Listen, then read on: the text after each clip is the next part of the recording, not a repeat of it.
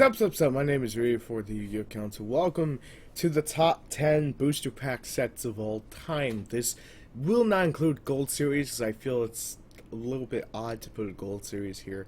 So Gold Series will probably have its own thing, maybe just a random top 5 where we rate all the Gold Series so far. Now, before we get completely started on this list, I'm going to run down two very honorable mentions because they just barely missed the top 10, because these are my top 10. Make sure to leave your top 10 down below in the comment section as always. But World Superstars and Lord of the Tachyon Galaxy. And there's actually a reason for Lord of the Tachyon Galaxy before you guys start writing. Here's the thing. When I create a top 10, talking about, booster packs, it's not just meta-defying. It's sales. It's what it gave the people. And Lord of the Tachyon Galaxy just barely got kicked out of the list, mainly because there was better stuff to really talk about. But I do put it in the mentions because it is important to talk about the fact that Dragon Rulers came out of the set, the fact that Prophecy became a meta deck from this set. Well, obviously, it had had the fucking Judgment where you can search out everything. The power creep levels were ridiculously high in this set. But those were pretty much the only two really big things during the time. Anything else came out of everything else. I think maybe Drago set came in the set. I don't fully remember. Outside of that, there's really not too much in Lord of the Tachyon Galaxy that is really 100% talking about, unless we're talking about some cool budget decks like Battling Boxers and whatnot, and Mecha Phantom Beast. Now, I don't want to take anything away from that set, but it just barely missed out. Just so it's clear.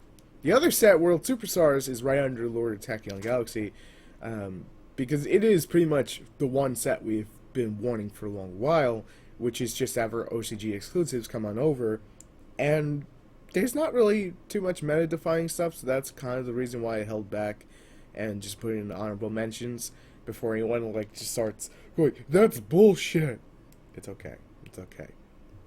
But those are the two sets I do want to mention, because everything else that's not on this list is not nearly as good. So it's pretty much a 12. So those are like 11 and 12. Lord of Tachyon being 11 and World of Superstar being 12. Just so it's clear. Just wanted to get those in there because I didn't want anyone thinking I left them out. Alright. Let's move on to our top 10. Starting off at number 10 is Dragons of Legend. There's actually a reason for this. I honestly think this is one of the best, and we're talking about the first one just so we're clear before I go any further. I honestly feel this is one of the best put together sets. And when I say put together sets, it had support for every single deck, just out there. There's random support, but indirect support, but still, you had support for pretty much everything out there. You had Dark Magician support through Eye of Timaeus, Dark Magician Girl, the Dragon Knight, Amulet Dragon, Curry Bandits, Legendary Knight Timaeus. These are cards as kids. Well, I was a kid during the time, wanted to really just come out. Maybe you were a kid during the GX. Well, now you got your Philosopher's Stone, and your Battle Fusion, your Final Fusion, your Parapsychroid, and you probably didn't want a Parapsychroid, but you still got one. And maybe you want Mathematician to be legal, or Roz the Simple. Mound of the Bound Creator is one of the best cards in this entire set. Oh, we didn't forget about Blackwings. Orochi, Steam, and Hurricane. Hurricane's not that good, but the other two, they're pretty fucking good in this set.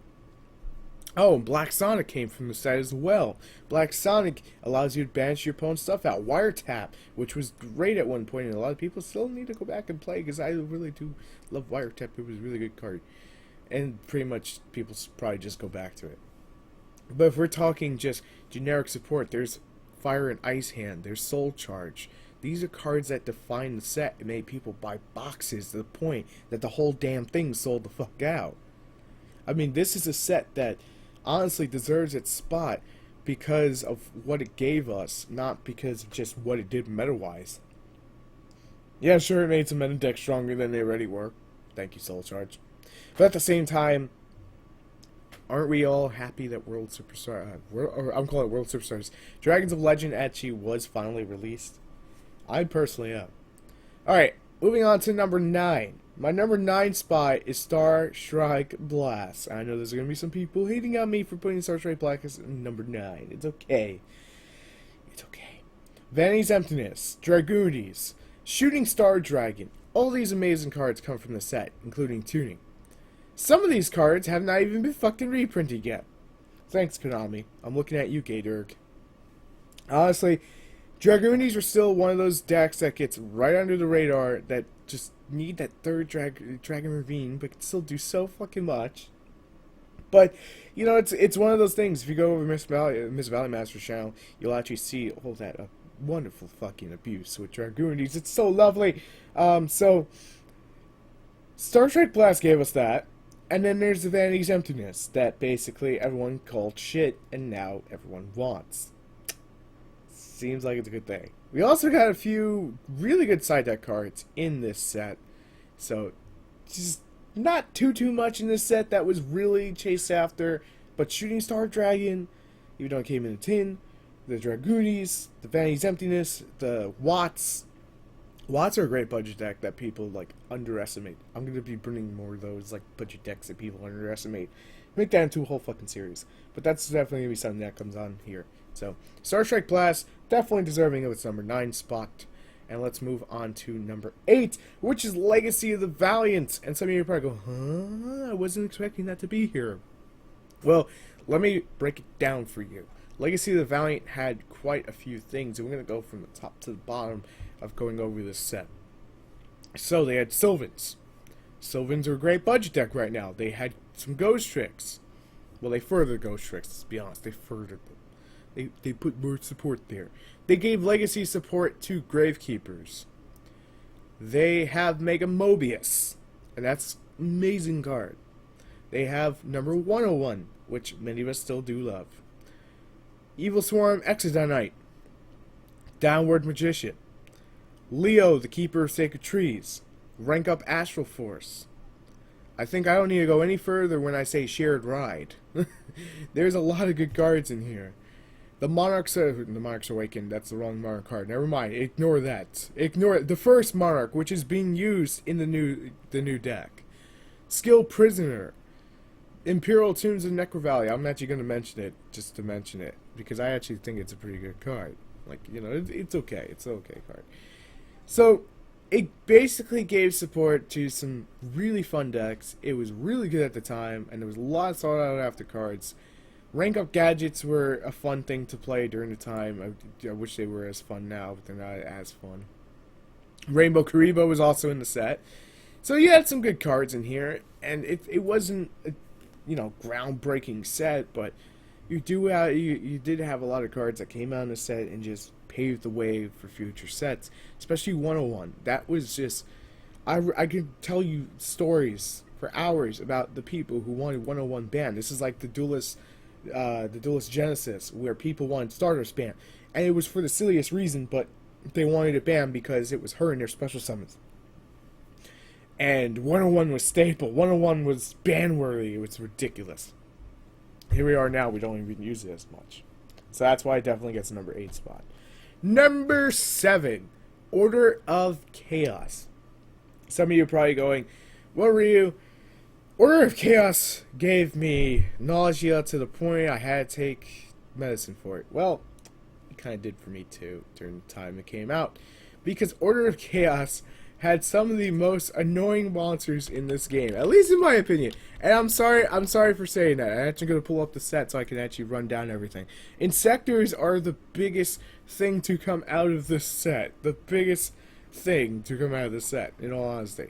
And it was annoying, in all honesty. But we had some other great decks. We had ninjas come out. Ninjas were cool. And honestly, I wish they would get more fucking support. They had wind-ups. You had the Evos. You had like all this cool stuff. You had Trans Archfiend that just was used in fucking Dark Worlds. You had Darkstorm Dragon, which honestly I still feel gets so underrated. It just the potential's there to be such a good card for Darkstorm Dragon. I'm actually gonna mention this real quick. But the problem is, it needs some kind of Pendulum deck to make it work, like Pendulum Chaos Dragons, to make that shit work. Because pretty much it's a heavy storm with a Gemini. You know, it's a Gemini heavy storm. But then you move on, and you see that Wind-Up Carriers and Mighty. You see that number 12, which is so underrated. You see number 96, which was so good at the time. You see the Insectors. and you sit there and either you love Insectors or you hate them. Me personally, I hated them because I was playing Chaos Dragons at the time. I really did hate them. And then you had Tort Bust from the Underworld, another underrated card. And I know some people are going to say, no, Rio, it's not underrated, it's poop. I always believe it's underrated. Just let me believe it. Okay? We had Wind Up Shark as a TCG exclusive. You had Royal Prison, which was really good at the time. You had Huge Revolutions Over, which is still an underrated card. You had MX Saber and Volker. You had Wind Up Arsenals and Mayo. You had all these game-breaking fucking things in this one set. You had Ninja Dinosaurs become a thing because of this set. You can overlay C39 onto Utopia because of this set. I love this set. In at number 6, hoorah, is Pharaonic Guardian.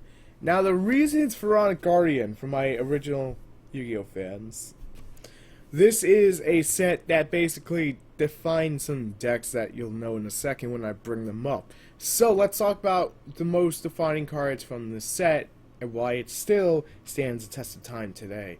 Ring of Destruction, King Tiger Wangu. He said Wangu. In all seriousness, let's move on. Dark Dust Spirit. It was something at one time where you would basically use it in Monarchs and you would get free Dark Hole, you know, and then you wouldn't be affected. Pyramid Turtle. That's still freaking used once in a while. And then you had Book of Life, Book of Taiyu, Book of Moon, Mirage of Nightmare. If you don't know what Mirage of Nightmare is, it's been on the ban list for a while and it still deserves to be there. Trap Dust Shoot. If you don't know what Trap Dust Shoot is, then you don't know meta. Trust me, it was fucking annoying. Reckless Greed. Oh, now we know why Ryu put it here. Gravekeepers. All of them. Pretty much all the original Gravekeepers came in this one fucking set. Spirit Reaper. For those of you on Dead Pro that like use Spirit Reaper. Oh, wait. For those of you who want to play Infernoids or UAs using Reasoning. Reasoning first was printed here. Now, some of you probably go, well, it doesn't really mean it stands the test of time. Okay, fair enough. Terraforming, Necro Valley, Reversal Quiz, Metamorphosis, which is still on the ban list, Raigeki Break, Lava Golem, Nightmare Wheel. I like Nightmare Wheel. Question. A lot of the decks that still pop up today come from this one set. A lot of cards that came from this set still pop up today. Cabalus, which is a normal dinosaur monster that was used in Dino Rabbit, still, once in a while, pops up today. This set was defining for its time. But back in the day, we used to use cards like Order of the Traveler, or Deal of the Traveler, and it was fucking annoying to go against because you had to pretty much guess what was in your opponent's hand. If they had one of, of each of the one, and you had to like just pick it, grab it, and hope to God it was the right thing, it was a really annoying deck to deal with, and it was really, really annoying tech card. Some of you probably will instantly think, well, this set's not nearly as good as Ryu's making it out to be. Let me say this much. This set still stands the test of time because a lot of the cards in the set are still worth something. And a lot of the times they're worth more than what you would get nowadays. And that's kind of sad because this set came out in 2003, about 12 years ago, July 18th, 2003. I remember that day because, no, I'm not going to go into that. In all seriousness, Pharaonic Guardian was one hell of a set. And it definitely deserves its number 6 spot. But we finally get down to half the video. So let's go down the last 5. The big 5. Ladies and gents. Because this video is going to be long as shit. Number 5 is The Secret Forces. Necross, Yosenju, Ritual Beast, and various other things in this one set has defined the past 6 formats. The 6 months. I said 6 formats. The 6 months. Necrots have proven himself time and time again to be a threat. Yosenju, great budget deck. Some people hate the shit out of them. It's fine. They died of Mirror Force in my eyes. They really do. Ritual Beast, a deck that will stand the test of time and be the infirmity of this generation. I think that's fair enough to say. And that is the easiest way to break down the Secret Forces. It is a set that basically you can go, make your money back, and probably still do good with the set. It's something that everyone, if you had the chance, should have bought the box for. Or if you were willing to spend the money, buy the box for. It was an amazing set that was well deserving of the number 5 spot. At number 4, because I know these sets more than anything, Invasion of Chaos, giving us what was pretty much the first meta deck in existence, Chaos. Some of you will probably argue, you know, when I say in existence, I'm talking TCG side. OCG had a bunch of other shit. We had fucking Beatdown. Screw you, Beatdown. Screw you.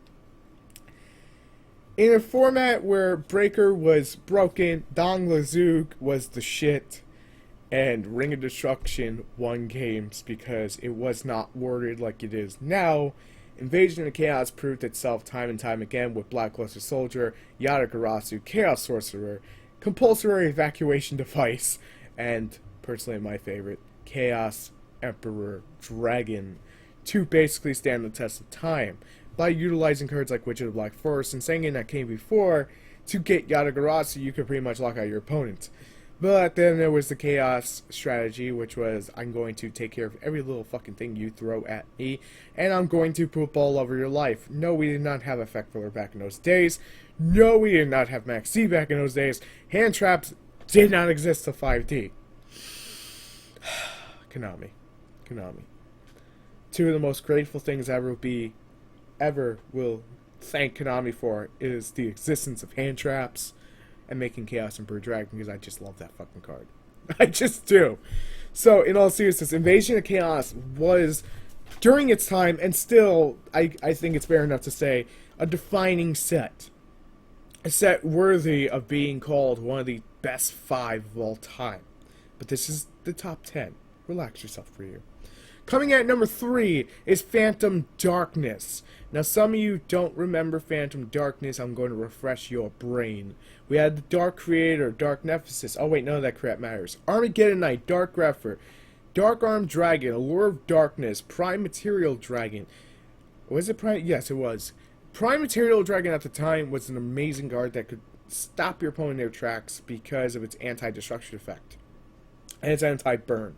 Burn was pretty popular at locals, and it did, not just my locals, just a bunch of locals. Like, I'm talking 45 fucking locals. We're playing Chain Burn because it was the cheapest deck at the time to play because of the way Dark Armed Dragon decks were so expensive. So, Allure of Darkness was a TCG exclusive that came in Phantom Darkness. Believe that or not, it is actually a thing. And it basically made Teledad be born. But before there was Teledad, Dark Lord Zerato, and Dark Creator, and Reasonings, and Dark Arms, and Return from Different Dimension. I think Reasoning wasn't in that one. They made a great deck called Dad Return. I hate that deck. When that deck burned, I was happy. I'm fucked up, I know. But Phantom Darkness still stands the test of time because of its game-breaking fucking ways. And anything before it was balanced as hell compared to this set. That is pretty much a thing to say. Coming at number 2, this is going to surprise a few people, is the Duelist Revolution. And I think some people may already figure out what number 1 is. The Duelist Revolution gave us Effect Feller, the first and mightiest hand trap of them all. Take that. And it also gave us quite a few other things. Solemn Warning, Scrap Dragon, Pod Duality, things that are still commonly used. Things that for a while were very, very expensive, but you could have bought really cheap outside Pod Duality and Solemn Warning. You could buy extremely cheap on their first launch. Now, Effect Veller wasn't looked at something that would have been any use until people started playing the crap out of her. Obviously today, she is a staple among many, many decks, and still carries her weight. Very little weight. I just had to get that in there, I'm sorry. Solemn Warning, on the other hand, is obviously something that has gotten a limitation. Pod Duality is something that has kind of phased out, and Scrap Dragon is just all over the place. If your deck can use it, you're obviously going to use it. If not, you're not going to touch it. The number 1 spot is even a surprise to me when I sat down and thought about this top 5 last week.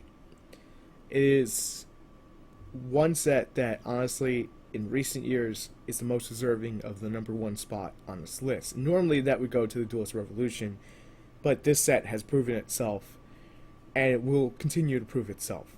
That set is the Duelist Alliance. Some of you may care to disagree, and I would love to hear your opinion. Your opinion does matter on this channel, and I will respond. The only reason I haven't been responding is I've been a little bit busy working on some gaming council stuff and changing our what we used to record from Fraps to OBS, and it just took a little time to set up. But the Duelist Alliance is the #1 set for many reasons. Odd Eye's Pendulum Dragon is still a card that is still worth something, even with its reprints. It is something that you'll get use out of with the Magician deck. Shaddolls are still a top contender until the ban list finally catches up. But we're not talking about the ban list today. Satellar Knights, or as I like to jokingly call them sometimes, Butter Knights, in all seriousness, are still a deck that is a giant threat within the meta. Even though it doesn't always win as much as it should, it still sets the bar for World Championship level decks, which actually took me by surprise. Ying Zing came in the set, basically changing the way floaters are looked at and the way they should be designed. They are pretty much slow, but they're the best floaters you could ever ask for. And I think that's fair enough to say with that. If that's not fair enough to say, then I don't know what it is about Ying Zing.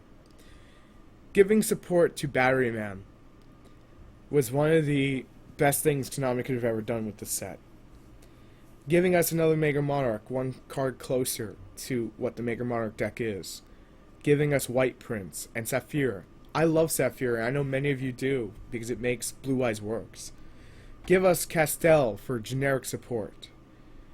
I think everyone has something in the set that they would want to get. Oh, and we can't leave out the biggest part of the set because people would just be all over my ass. And you have every right to if I leave this out. It gave us Burning Abyss. It gave us UA. And it gave us Felice, the Lightsworn Archer. And for that, and Panzer Dragoon, which obviously I talked about yesterday on Tech Tuesday, I obviously do love. But in all seriousness, this is the one set in recent years that you could buy a box of and pull out good stuff and be happy with. And you don't have to worry about just losing out on money. This is the one set that pretty much carried its weight, and still does to this day. This is the one set that I'd probably go back to time and time again and say, yeah, that's pretty much the best set you could buy right now. And before I leave this video, the Monarch Stormforth should also get a mention in the set because of how good it still fucking is. So those are my top 10 with 2 honorable mentions. Make sure to leave yours down in the comments below. I'm ready for the Yu-Gi-Oh! Council. Thank you again for watching, and I will see you next time. Peace.